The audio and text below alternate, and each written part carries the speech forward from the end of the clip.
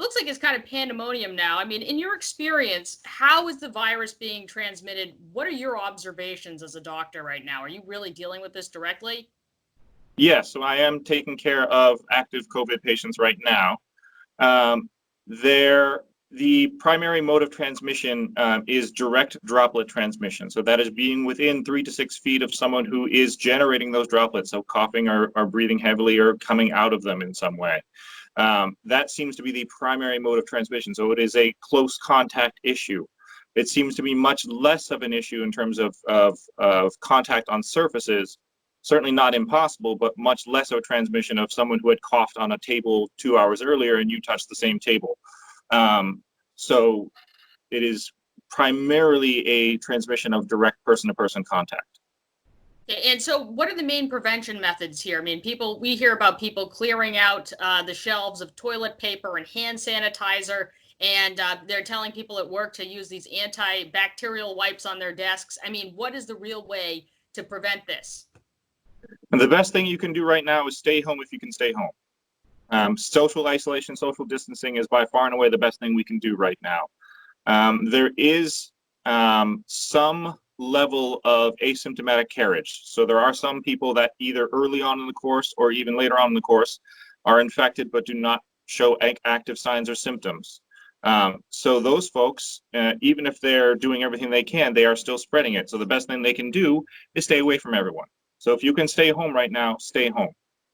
So what has it been like for you dealing with these patients? How is this? Do you think this is manageable? Is it not manageable? What's it like as a doctor dealing with this new disease? Right now, it's certainly keeping us very busy.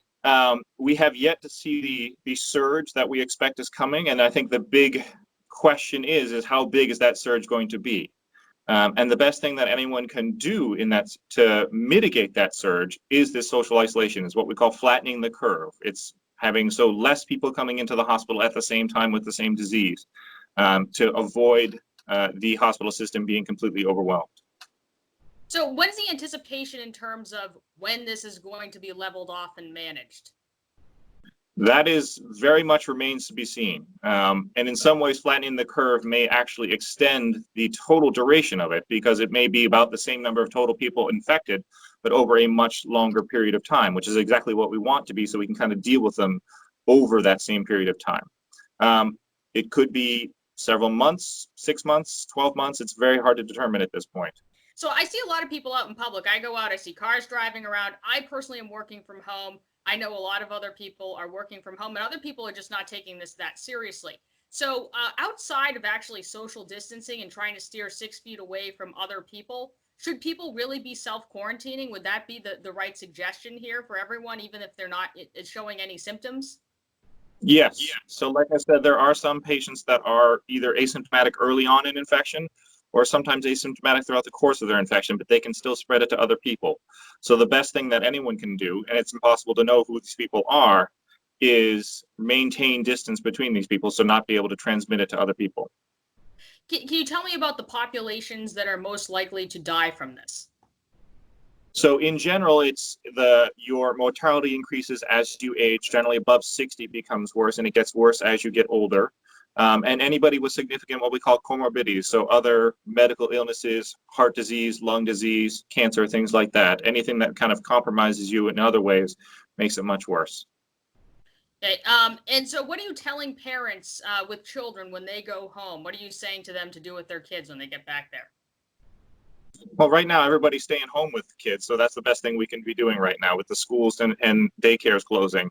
That's the best thing we can do. There is some data to show that kids are actually an excellent vector for the transmission of the virus. The kids generally do pretty well with the virus, so overall pediatric data with this virus is kids generally do pretty well. They don't generally get pretty sick, but they're really good at spreading it. Kids are not very good at washing their hands. They have snot pouring out of their noses, and so they're really good at spreading this around. So the best thing we can do is keep the kids home and away from other children at this point.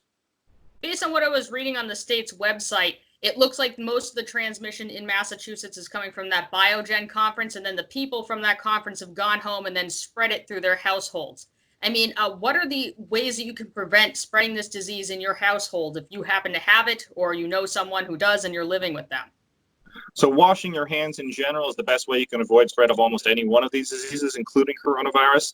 And then same thing, maintaining social distance. So if you have the capability of sleeping in a separate bedroom, separate bathroom, I know that's not certainly an option for every single one of our people, but trying to maintain some level of social distance. There is some data that we can kind of fall back on in flu, that even household contacts with flu are only picking it up around 15 to 20% of the time.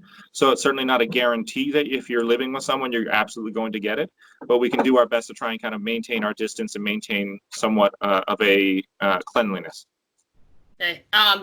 So about the vaccine, do you think this vaccine that they're experimenting on right now is likely to work, or how effective is it, and when do you think it's actually going to happen? So best case scenario, vaccine development is unfortunately, even in its most rapid phase, is not a very quick thing. So I wouldn't expect any kind of vaccine for probably about a year or so. How effective that vaccine is remains to be seen. There's several different companies that are all working on a vaccine in all very kind of different ways, and so it remains to be seen which one ends up being the best.